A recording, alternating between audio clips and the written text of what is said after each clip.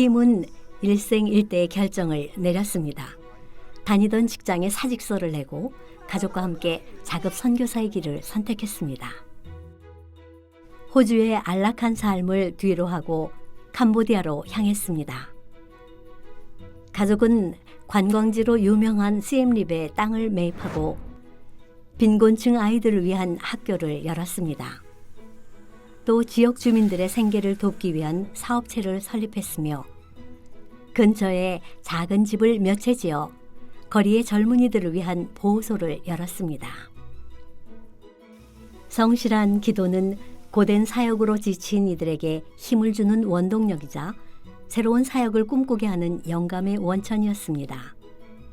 팀은 또다시 새로운 사업을 구성했습니다. 그는 지역 주민과 이 지역을 찾는 관광객들을 위한 나비 농장을 열었습니다.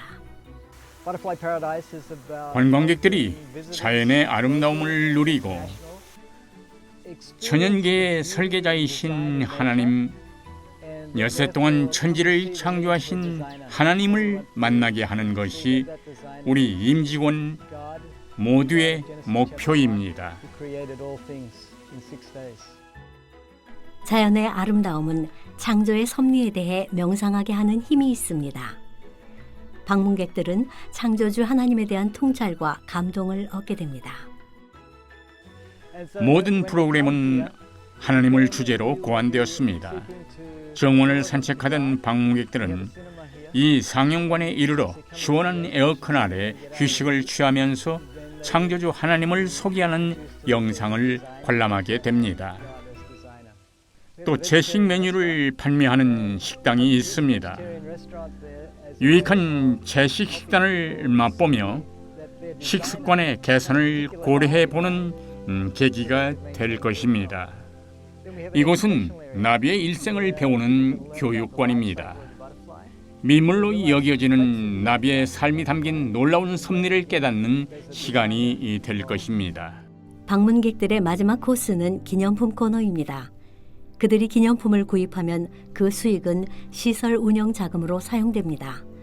또 이곳에 선교 서적을 비치하여 복음 전도의 기회로 활용합니다. 이 시설은 방문객뿐만이 아니라 직원들에게 복음을 전할 훌륭한 기회이기도 합니다. 또 이타적인 삶에 대해 더 깊은 이해를 갖게 되기를 바라는 마음입니다. 저희가 운영하는 고아원과 학교에 보호소 출신의 젊은이들을 고용하여 그들이 그리스도 안에서 성장할 수 있는 기회를 제공합니다. 안식일을 자유롭게 지키고 또 이웃들에게 하나님의 사랑을 베푸는 그리스도인의 삶을 실천할 수 있는 훌륭한 기회라고 자부합니다. 하루하루 직장에서의 일상을 통해 구원의 확신이 더욱 견고해질 것입니다. 스리아는 팀의 배려로 이곳에서 교육을 받을 수 있었습니다. 학교를 졸업하고 다시 이곳에 근무하면서 그리스도의 제자가 되었습니다. 저는 이곳에서 아주 많은 것을 배웠습니다. 좋은 교육을 받고 요리도 배우고 사람들을 사귀는 법, 전도하는 법을 배웠습니다. 안정된 직장을 얻었고 또 좋은 남편을 만났습니다. 저를 인도해 주신 하나님께 감사합니다. 성도 여러분, 팀과 그의 사역을 위해 기도해 주십시오. 이들의 사역이 시엠립에 선한 영향력을 끼치고 있습니다. 더 많은 젊은이들이 인생의 참 목적을 위해 헌신하도록 기도해 주십시오.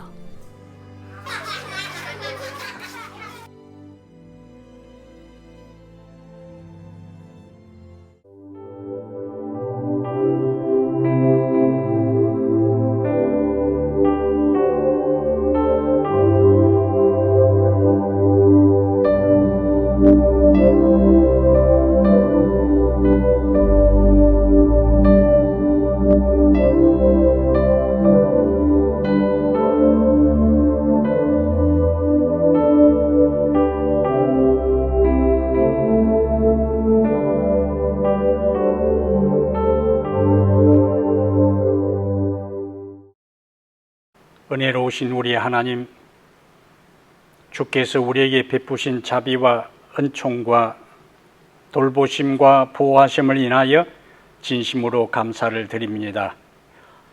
지난 한 주일도 사랑하는 주의 백성들을 주의 날개 아래 보호하시고 편히 쉬게 하시고 혼란한 세상 가운데서도 지켜주셨다가 다시 이 안식일을 맞이하여 살아계신 우리 하나님 앞에 주의 거룩한 영의 인도를 따라 진리에 기초하여 예배 드릴 수 있는 마음과 믿음과 시간을 허락하시니 감사합니다. 오늘 거룩하신 성령께서 우리 모든 성도들의 심령에 함께 역사하셔서 말씀을 경청하고 예배 드리는 이 순간이 하늘의 임재로 충만하게 도와주시고 거룩한 은총으로 넘치도록 도와주시옵소서. 우리 주 예수님 이름으로 간절히 기도하옵나이다. 아멘.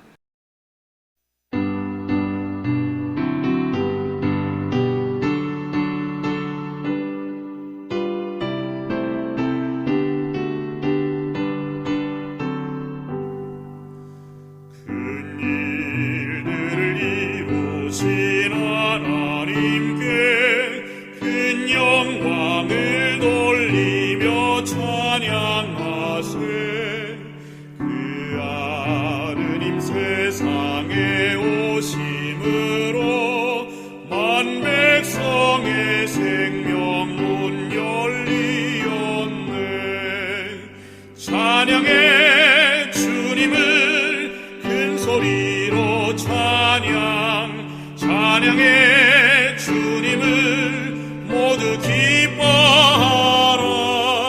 만 백성들 모여서 찬양하세.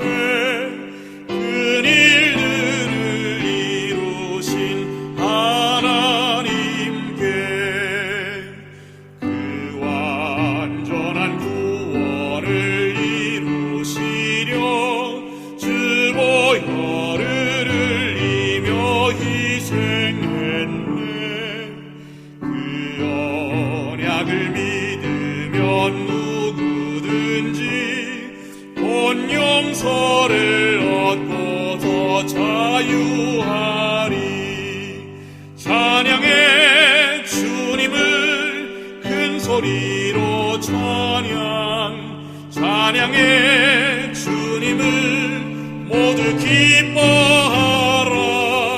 만 백성들 모여서 찬양하세. 큰 일들을 이루신 하나님께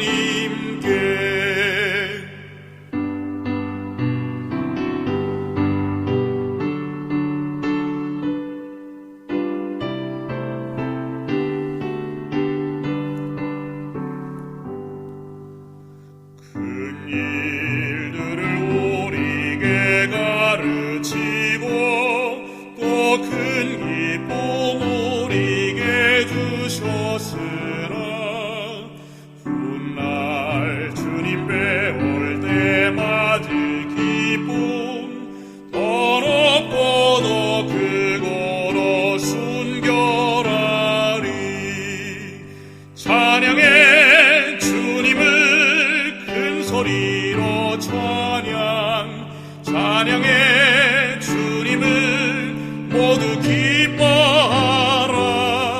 만 백성들 모여서 찬양하세. 큰 일들을 이루신 하나님께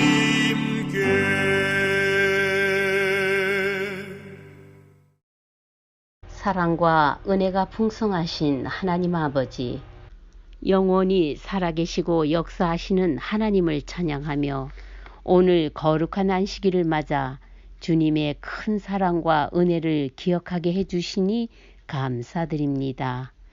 하루하루 주님의 말씀이 있었기에 이 위기 상황에도 주님 앞에 올바로 설 수 있고 기도할 수 있도록 자비 베풀어 주시니 또한 감사드립니다.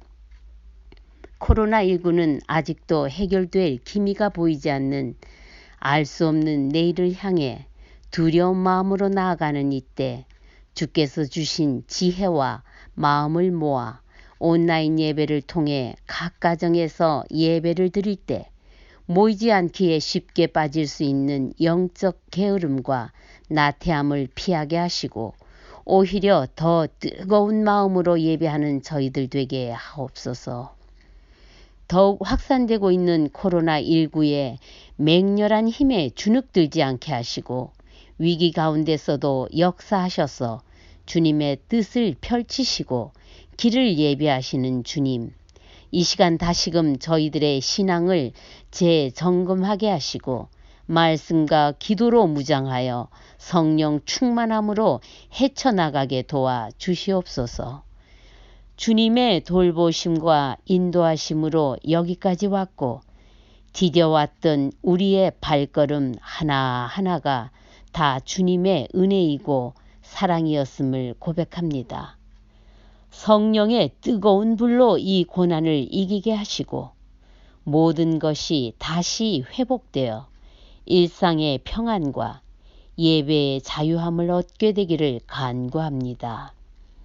또한 전염병으로 고통받는 자들과 그들을 위해 밤낮으로 고생하시는 의료진과 관계자들에게 지치지 않는 힘을 허락하시고 각자의 자리에서 온 세계를 위하여 기도하는 자들이 넘쳐나게 하옵소서. 말씀을 대언하실 목사님께 영육간에 강건함을 주시고 전하는 말씀을 신비에 새겨 새롭게 거듭나는 삶을 살아갈 수 있도록 도와주시옵기를 우리 구주 예수님의 이름으로 간절히 기도드립니다. 아멘.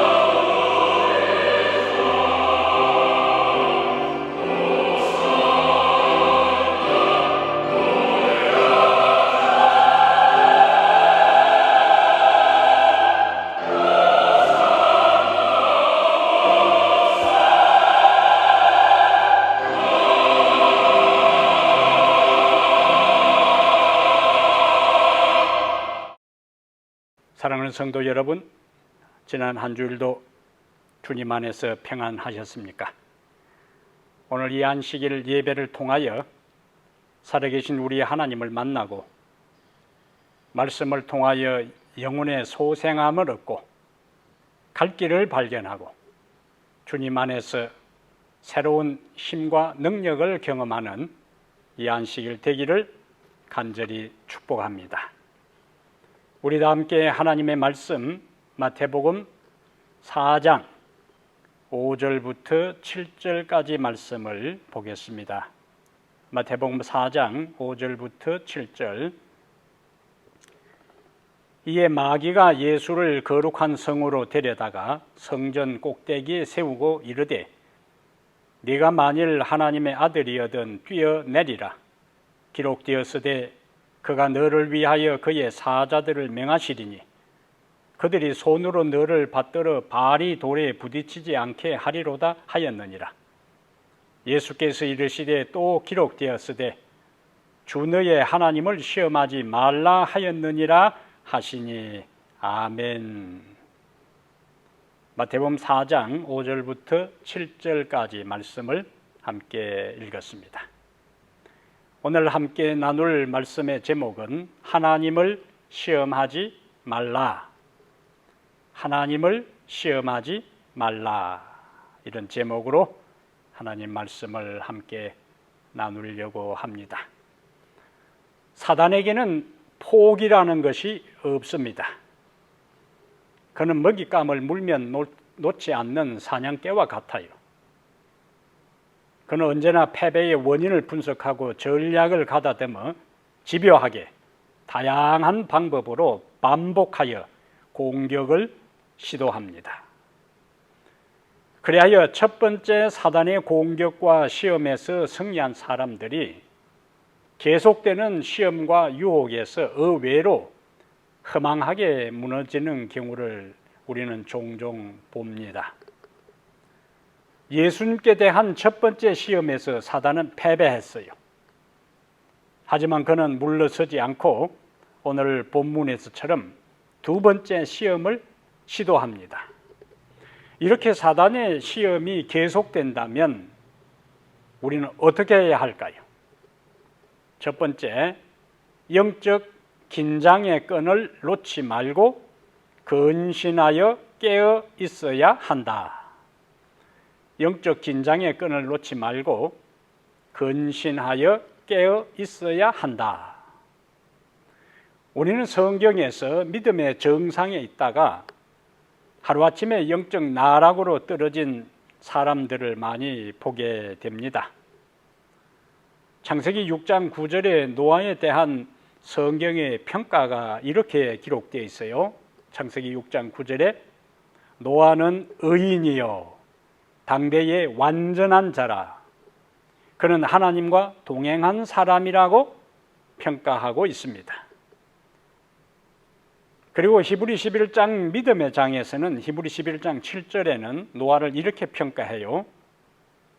믿음으로 노아는 아직 보이지 않는 일에 경고하심을 받아 경외함으로 방주를 준비하여 그 집을 구원하였고 세상을 정죄하고 믿음을 따르는 의의 상속자가 되었느니라고 증언하고 있습니다. 우리가 아는 대로 그는 자신의 전 재산과 모든 시간과 모든 에너지를 바쳐 죄악과 불신의 시대에 하나님의 말씀을 그대로 믿고 방주를 준비하여 살아남은 하나님의 사람, 믿음의 사람이었어요. 그런데 이러한 엄청난 믿음의 사람, 하나님과 동행하고 의인이고 완전한 자라고 평가받았던 이 노아가 창세기 9장 20절부터 23절에는 의외의 모습을 드러내고 있어요.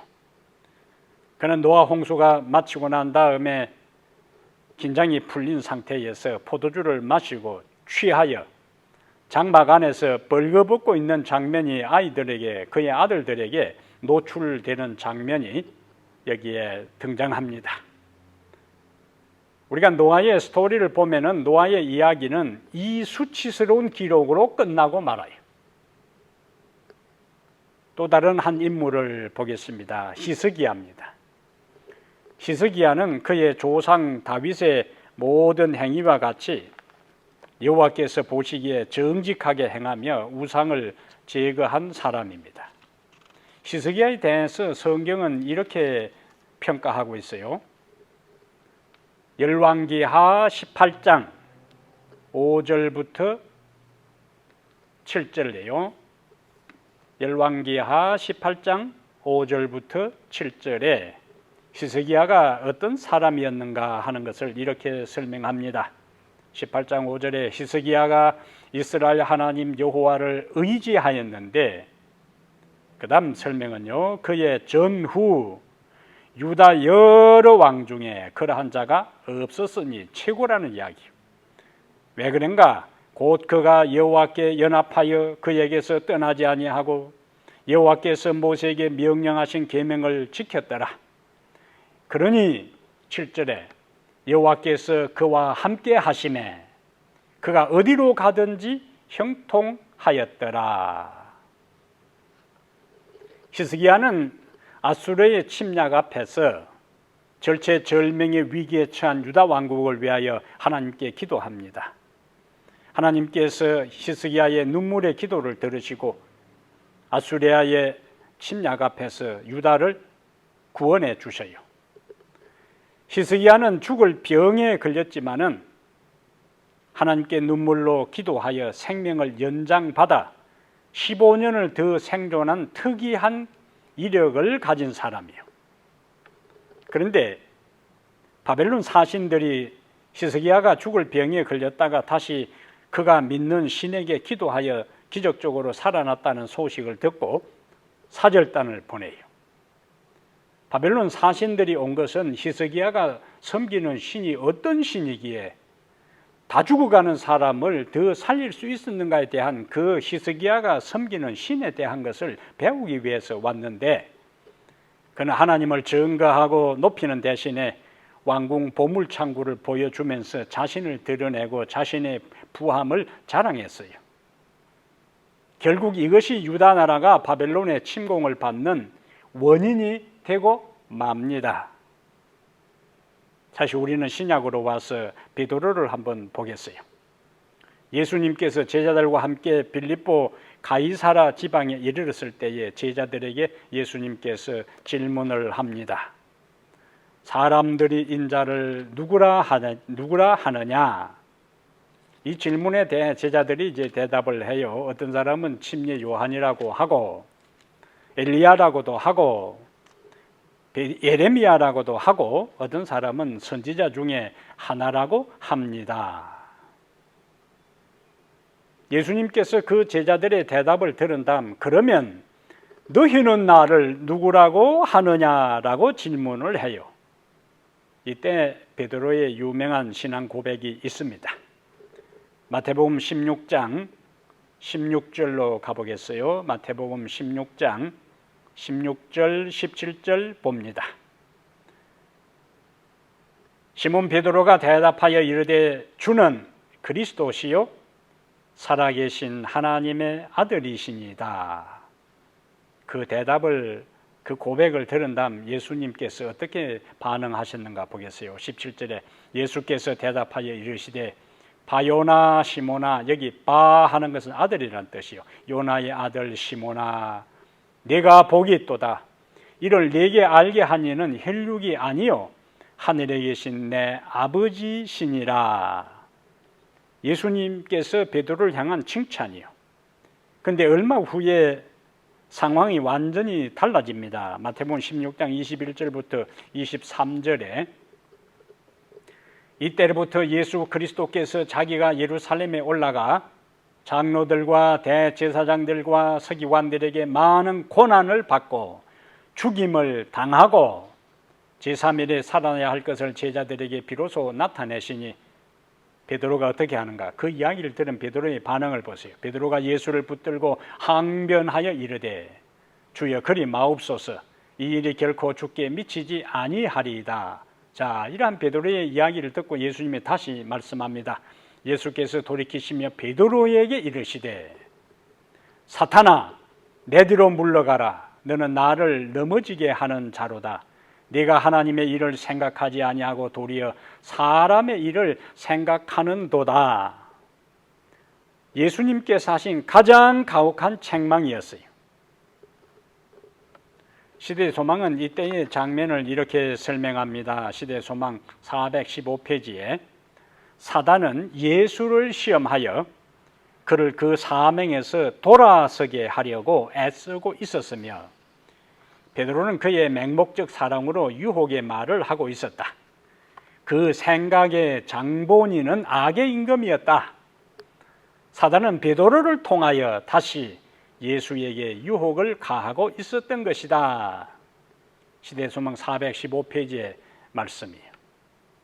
베드로는 성령의 감동으로 예수님에 대한 가장 위대한 신앙 고백을 했는데 얼마 후에는 사단의 시험에 굴복하여 사단의 부추김을 받고 굴복하여 십자가 없는 영광을 이야기하며 예수님을 시험하는 사단의 통로, 사단의 도구가 되고 만 것입니다. 우리 모두는 사단의 끊임없는 시험과 공격에 노출되어 있어요. 한때 믿음의 정상에 높이 올랐다고 해서 한때 하나님의 사람, 믿음의 사람, 성령 충만한 사람이라 해서 항상 그가 믿음의 성공의 고지에 머물고 있는 게 아니라는 이야기요. 어느 순간에 추락할 수 있어요. 나락으로 떨어질 수 있습니다. 그래서 성경은 베드로전서 5장 7절 8절에 근신하라 깨어라 너희 대적 마귀가 우는 사자같이 두루다니며 삼킬 자를 찾나니 너희는 믿음을 굳게 하여 그를 대적하라고 베드로는 우리에게 권면의 말씀을 하고 있습니다. 바울은 고린도전서 10장 12절에 이스라엘 백성들의 광야 경험을 쭉 열거한 다음에 결론적인 말씀으로 그런즉 선줄로 생각하는 자는 넘어질까 조심하라. 우리 모두에게 주는 경고의 말씀입니다. 우리는 어느 한순간도 자만해서는 안 된다는 이야기예요. 매 순간순간 겸손히 주님을 의지하고 주의 도움을 간구하고 주의 성령의 음성에 귀 기울이는 삶을 살아야 우리는 사단의 시험에 넘어지지 않을 수 있습니다. 영적 긴장의 끈을 놓지 말고 근신하여 깨어 있게 되기를 축복합니다. 우리는 다시 마태복음 4장에서 두 번째 포인트를 찾을 수가 있습니다. 사단은 시험은 할 수 있지만 강제로 죄를 짓게 할 수는 없다. 두 번째 포인트는요. 사단은 시험은 할 수 있지만 강제로 죄를 짓게 할 수는 없다. 그랬습니다. 다시 오늘 본문을 이제 보겠습니다. 사단은 예수님을 데려다가 여기 마태복음 4장 5절에 보면은 마귀가 예수를 거룩한 성으로 데려다가 성전 꼭대기에 세웠습니다. 그리고는 뭐라고 이야기해요? 6절에 내가 만일 하나님의 아들이여든 뛰어내리라. 그런데 여기 주목할 것은 뛰어내리라고만 했지 밀치지는 않았어요. 그러니까 아무리 사단이 예수님에게 뛰어내리라고 해도 예수님이 뛰어내리지 않으면 사단은 강제로 뛰어내리게 할 수 없다 하는 이야기입니다. 중요한 원리입니다. 그래서 두 번째 포인트, 사단은 유혹은 할 수 있으나 강제로 죄를 짓게 할 수는 없다라는 이야기예요. 시대 소망 124페이지에 그리스도께서 시험에 동의하지 않는 한 그는 그분을 정복할 수 없었다. 이 세상이나 지옥의 모든 권세라도 그 다음에 그리스도를 조금이라도 하나님의 뜻에서 떠나게 할 수 없었다. 다시 우리는 에덴 동산으로 가보겠어요. 에덴 동산에서 마귀가 하와를 시험할 때에 마귀가 선악과를 따서 하와에게 강제로 먹게 하지 않았습니다. 그럼 어떻게 하와를 시험에 빠뜨리고 죄를 짓게 했어요? 하와에게 하나님의 말씀을 먼저 의심하게 했습니다. 그리고 자기 말대로 하면은 오히려 더 높은 존재, 고상한 존재, 하나님과 같은 존재가 될 수 있다고 거짓말로 유혹했어요. 그 마귀의 유혹에 선악과를 따서 먹은 것은 하와였어요. 그러므로 결국 인간의 범죄는 인간의 선택이요, 인간의 행동입니다. 인간이 마귀의 유혹과 시험에 의지로 동의하고 행동할 때 죄를 짓게 되는 것입니다. 우리 또 다른 장면을 좀 보겠어요. 민수기 20장으로 가보겠습니다. 민수기 20장에 좀 안타까운 장면을 우리가 봅니다. 민수기 20장. 여기에 이제 민수기 20장 1절에는 신광야 가데스에서 모세의 누나 미리암이 거기서 죽고 장사됩니다. 그리고 그 다음에 이제 사건이 일어나요. 민수기 20장 2절에 회중이 물이 없으므로 모세와 아론에게로 모여드니라. 백성이 모세에게 와서 기도합시다 하지 않고 다투어 말하여 이르되 우리 형제들이 여호와 앞에서 죽을 때에 우리도 죽었더라면 좋을 뻔하였도다. 너희가 어찌하여 여호와의 회중을 이 광야로 인도하여 우리와 우리 짐승이 다 여기서 죽게 하느냐? 다시 너희가 어찌하여 우리를 애굽에서 나오게 하여 이 나쁜 곳으로 인도하였느냐? 그 다음에 없는 것을 쭉 나열합니다. 이곳에는 파종할 곳이 없고 무화과도 없고 포도도 없고 석류도 없고 그리고는 심지어 마실 물도 없도다. 부조와 선자 419페이지에는 이때의 장면을 이스라엘 사람들은 고난이나 시련을 당하게 되면 언제나 하나님께서 그 문제에 전혀 관여하시지 않는 양 저들을 애굽에서 인도하여 냈다고 모세를 비난했다 그랬습니다. 하나님께서 백성들의 원망과 불평을 들으시고 모세에게 반석에게 명하여 물을 내라고 하십니다. 하지만 모세는 반석에게 명하는 대신에 지팡이로 반석을 2번이나 내리쳤어요. 하나님의 거룩함을 드러내지 않고 인간적 감정을 폭발시킨 것이지요. 그동안 얼마나 힘들고 어려웠으면 그렇게 했겠어요.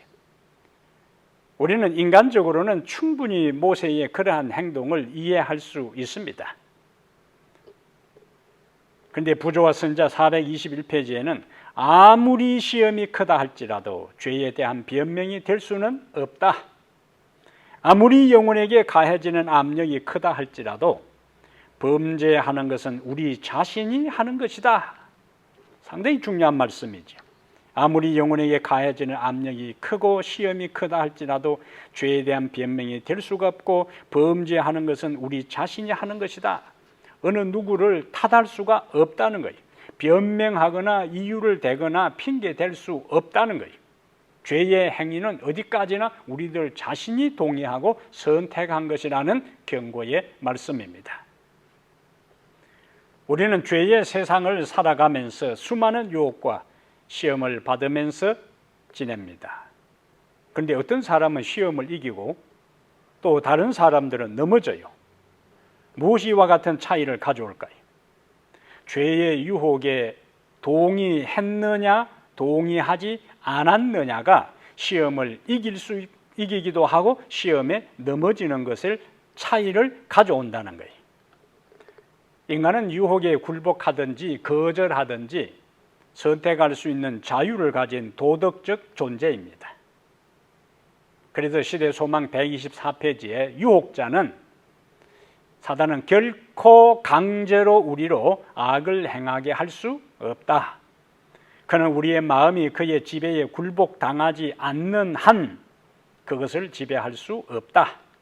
의지가 성락하고 믿음이 그리스도를 잡은 손을 놓은 후에야 사단은 자기의 세력을 우리에게 행사할 수 있다라고 이야기하고 있습니다.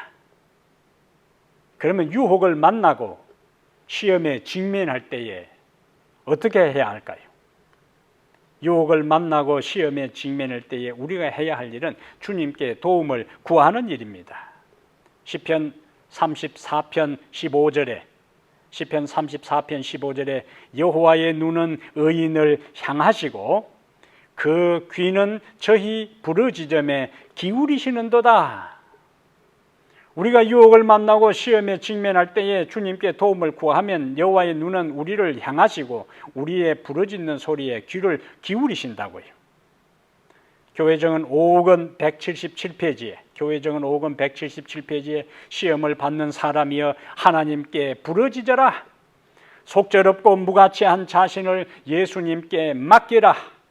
그리고 그분의 약속을 주장하라. 그는 시험을 당할 때마다 도와주실 것이다. 이 약속 믿으시면 아멘. 기도는 죄를 그치게 하고 죄는 기도를 멈추게 한다는 말이 있습니다. 우리가 매 순간마다 이미 우리 안에 계시는 성령의 지배를 받을 때 우리는 모든 유혹과 시험에서 승리할 수 있습니다.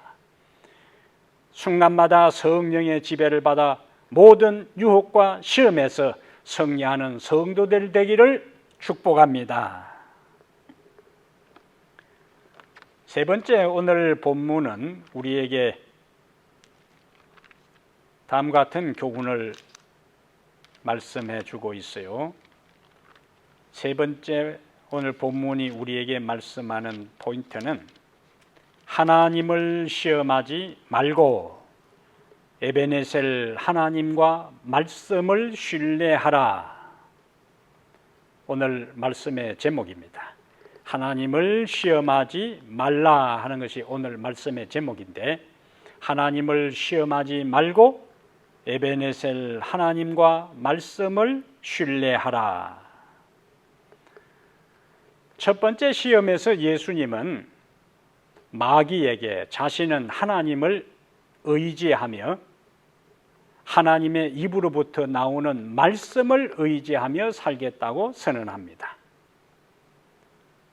돌을 가지고 떡을 만들어 먹으라 할 때 예수님께서 사람이 떡으로만 살 것이 아니요, 사는 것이 아니요, 하나님의 입으로부터 나오는 모든 말씀으로 산다고 하는 것은 하나님의 창조의 능력, 하나님의 창조의 세계 속에 역사하시는 하나님의 섭리와 이끄심에 따라 내 인생을 살아가겠다는 표현이에요.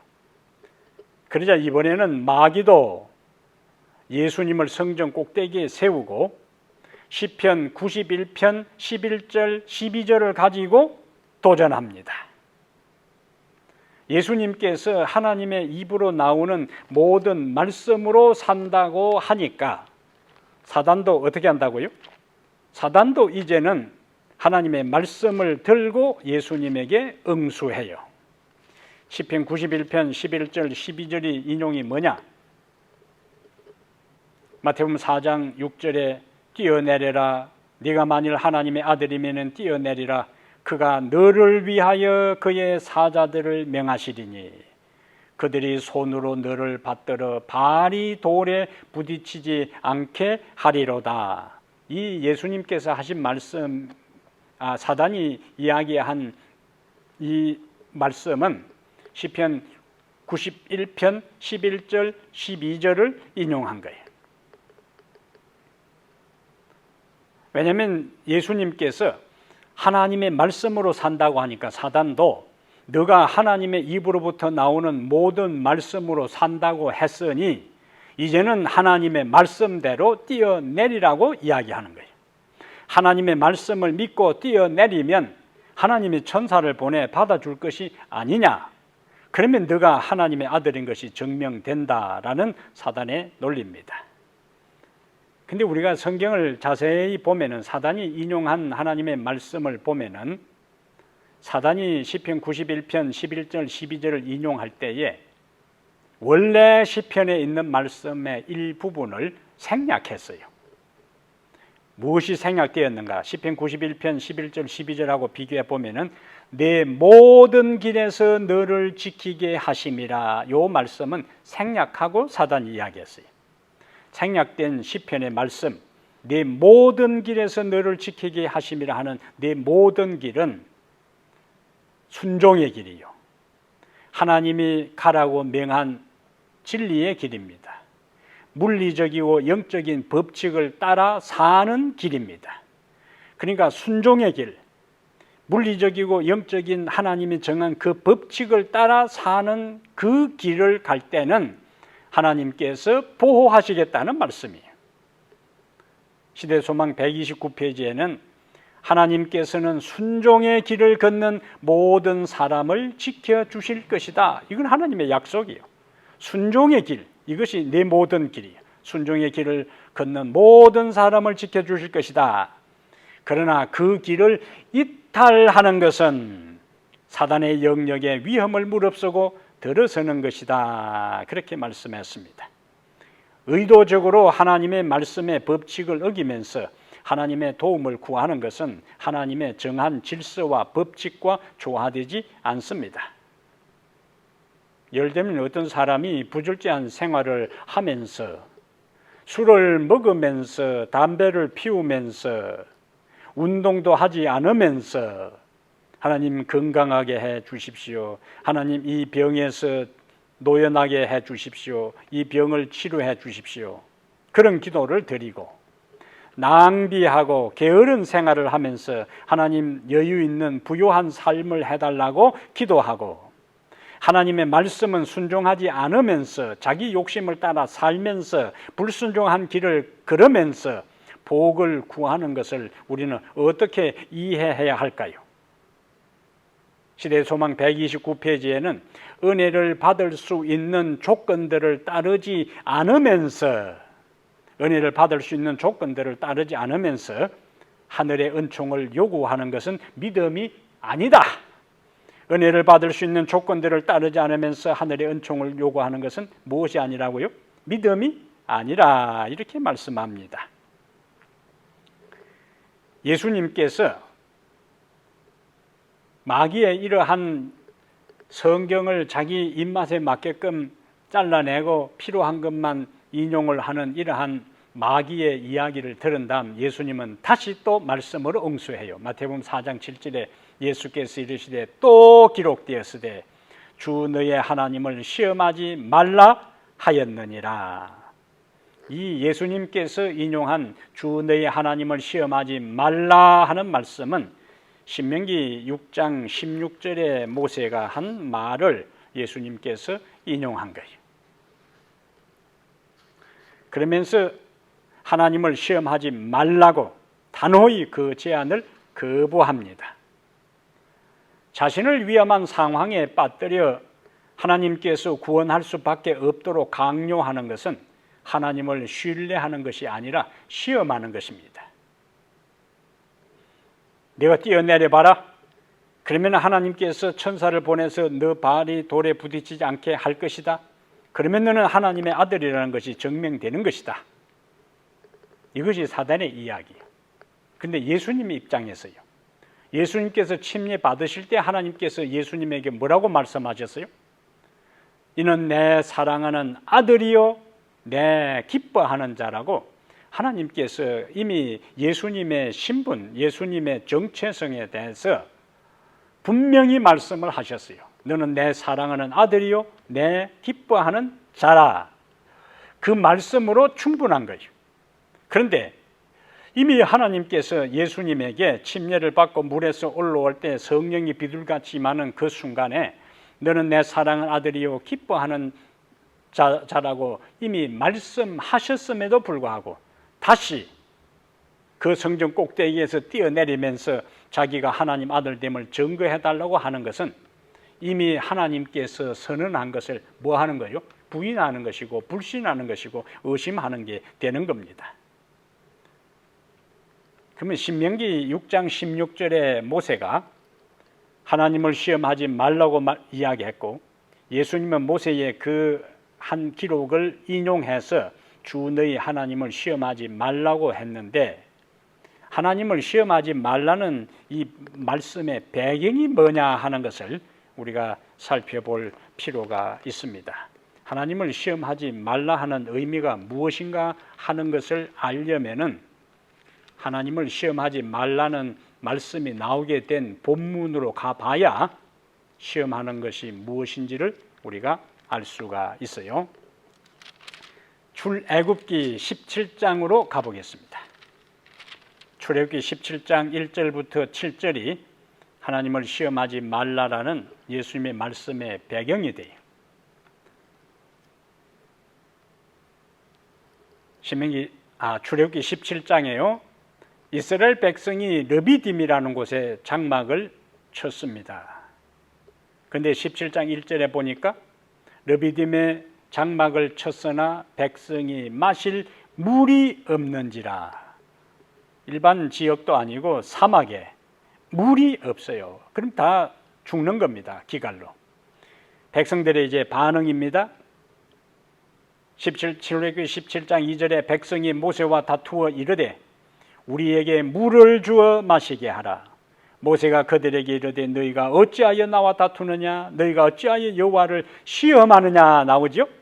3절에 거기서 백성이 목이 말라 물을 찾으매 그들이 모세에게 대하여 원망하여 이르되 당신이 어찌하여 우리를 애굽에서 인도하여 내어서 우리와 우리 자녀와 우리 가축이 목말라 죽게 하느냐. 자, 이러한 상황에 모세가 하나님께 그들이 그렇게 소리치면서 돌을 들어 그를 쳐 죽이려고 달라들 때에 모세가 하나님께 간구합니다. 그래서 이번에는 반석을 쳐서 이제 물이 나오게, 이번에는 민수기 20장에는 반석에 명하여 물이 나오게 했고 이때에는 반석을 쳐서 물이 나오게 하라고 하나님이 직접 말씀하신 거예요. 그래서 반석을 쳐서 물을 이제 백성들이 마십니다. 그때에 이제 7절 하나님을 시험하지 말라 하는 배경입니다. 7절에 그가 그곳 이름을 마사 또는 머리바라 불렀으니 이는 이스라엘 자손이 다투었으며 또는 그들이 여호와를 시험하여 이르기를 여호와께서 우리 중에 계신가 안 계신가 하였음이더라. 그들은 그동안의 광야 생활을 통하여 줄곧 하나님의 임재와 능력과 돌보심을 경험한 사람들입니다. 그것은 하나님이 그들과 함께 하심의 증거였어요. 구름 기둥이 그들과 함께 했고 불 기둥이 그들과 함께 했고 그리고 출애굽기 16장에서 먹을 것이 하늘에서 떨어져서 그들을 먹여 살렸어요. 아침마다 하늘에서 만나를 내려 그들의 먹는 문제를 해결해 주었습니다. 그리고 17장으로 연결된 거예요. 자, 16장에서 먹는 것이 해결되었습니다. 그 다음에 17장에 와서 이제는 마실 물이 없어요. 그럼 어떻게 해야 돼요? 16장에서 먹는 문제가 해결되었으니까 17장에 와서 마실 물이 없는 문제도 하나님께서 해결해 주실 것을 믿고 지도자와 함께 기도하고 기다려야 했던 것입니다. 하지만 그들은 믿음으로 기도하고 기다리지 못하고 모세를 돌로 쳐 죽일 듯이 달려들었어요. 그리고는 그 결과 아말렉이 그들을 공격하는 장면으로 연결됩니다. 그래서 우리가 성경의 흐름을 봐야 된다 그랬어요. 앞뒤를 연결해서 봐야 된다 그랬어요. 아말렉의 공격이 그냥 시작된 게 아니에요. 그들의 불신과 원망의 결과입니다. 여호와께서 우리 중에 계신가 하나님을 시험한 그것 때문에 아말렉의 공격이 그들에게 이르러 왔던 겁니다. 모세는 이때의 경험을 신명기 6장 16절부터 19절에서 요약하여 강론한 거예요. 하나님을 원망하지 말고 시험하지 말고 여기까지 인도하신 하나님의 섭리를 기억하며 말씀을 순종하며 살아가라는 권면인 것입니다. 사실 우리도 인생을 살면서 이스라엘 백성들과 유사한 반응을 나타낼 수 있습니다. 하나님께서 여기까지 에베네셀 하나님으로서 우리를 인도하셨지만 그것을 망각하고 현재의 어려움에만 집중해서 하나님이 계시면 왜 이런 일이 나에게 하필이면 나에게 이런 일이 일어났느냐고 불평하고 원망할 수 있습니다. 그것이 무엇인가? 하나님을 시험하는 것이에요. 그러므로 우리는 현재의 내 상황과 상관없이 여기까지 인도하신 에베네셀 하나님께서 지금의 어려움도 현재의 고통도 해결해 주실 것을 믿음으로 확신하며 살아가게 되기를 바랍니다. 사랑하는 여러분, 성령 충만한 예수님을 시험했던 사단은 오늘 이 시대도 우는 사자같이 두루다니며 삼킬 자를 찾고 있습니다. 한순간도 영적 긴장의 끈을 놓지 말고 근신하여 깨어있게 되기를 바랍니다. 비록 사단이 우리를 끊임없이 시험하고 유혹할지라도 우리를 강제로 범죄하게 할 수 없습니다. 그러므로 우리는 시험이 닥칠 때 우리와 함께 하시는 성령께 도움을 구해야 하는 것입니다. 그러면 우리와 함께 하시는 성령께서 이길 힘을 주시고 승리하게 하실 것입니다. 그리고 오늘 우리 삶에 어려움이 있을지라도 하나님을 원망하는 대신에 오늘 여기까지 인도하신 주께서 현재의 문제도 해결해 줄 것을 믿음으로 확신하고 하나님을 시험하는 대신에 하나님에 대한 믿음을 고백하며 살아가는 성도들 되기를 주의 이름으로 축복합니다.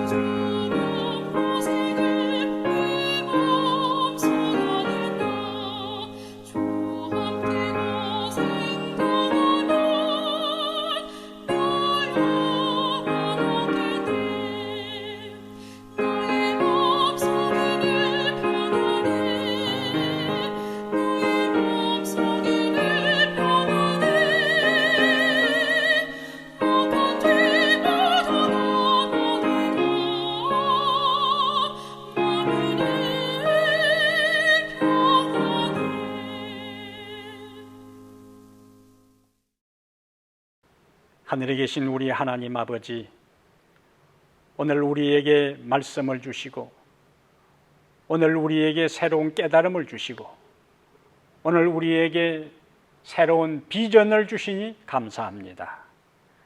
우리가 살아가는 인생길에 수많은 죄의 유혹을 받을지라도 우리가 영적으로 근신하고 깨어 있을 때에 우리는 그 죄의 유혹을 넉넉히 이기고 승리할 수 있음을 믿사오니 지금까지 함께 하셨던 것처럼 앞으로의 삶에도 함께하여 주시옵소서. 이제는 우리 주 예수 그리스도의 은혜와 하나님 아버지의 무한하신 사랑과 성령의 감화감동 충만한 역사가 이 자리 머리 숙여서 하나님 안에서 하나님을 시험하지 않고 하나님 안에 확신을 가지고 살아가기로 결심한 모든 성도들 머리 위에 이제부터 영원토록 함께 있을지어다. 아멘.